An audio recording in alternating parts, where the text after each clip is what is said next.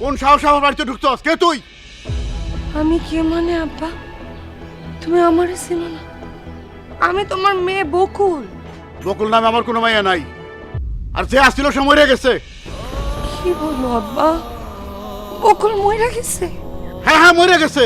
আমার কথার অবৈধ হয়ে আমার মুখে চুনকালি দিয়া অন্য এক পুলার হাত ধরে পালাই দিয়ে বিয়ে করছে, সেই দিনই ধরে নিছি যে আমার ভাইয়া বকুল মরে গেছে, খালি মাটি দেই নাই। আব্বা এমন কথা কইও না আব্বা। আব্বা আমি অনেক অসহায় আব্বা। এই দুনিয়াতে তোমরা ছাড়া আমার আর কেউ নাই আব্বা। চুপ! কান্নাকাটি করে কোনো লাভ নাই। তুই এই বাড়িতে কেন আইছস তাই কও।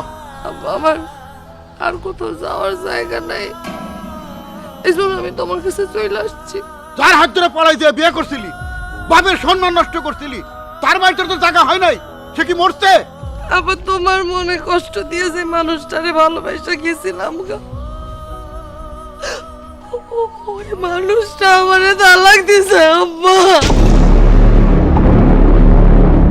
আমারে তালাক দিছে আব্বা। এরকম একটা কিছু হইব আমি জানতাম। ওই পোলার আমি ভালো করেই চিনতাম।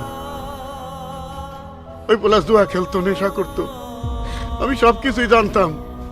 সেজন্য তোর বারবার মানা করছি, ওই পোলার তুই বিয়ে করিস না, ওই পোলার বিয়ে করলে তুই সংসার করতে পারবি না। তুই আমার কথা শুনস নাই, আমার কথার অবাধ্য হয়ে তুই এই পোলারই বিয়ে করত। বাবার কথার অবাধ্য হইলে তার ফল কি হয় আরে আরে টের পাবি। যা, তোর মুখ দেখবার জন্য তুই আর বাড়ির থেকে বাইরে হয়ে যা। আব্বা গো আমি কই যাবো?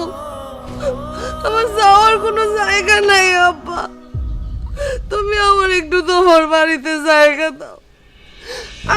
আমি সব দাসী বান্দির কাজ করব, কিন্তু তুমি আমার একটু মাথা গুজা টাই দাও আব্বা। আমার আর কেউ নাই আব্বা।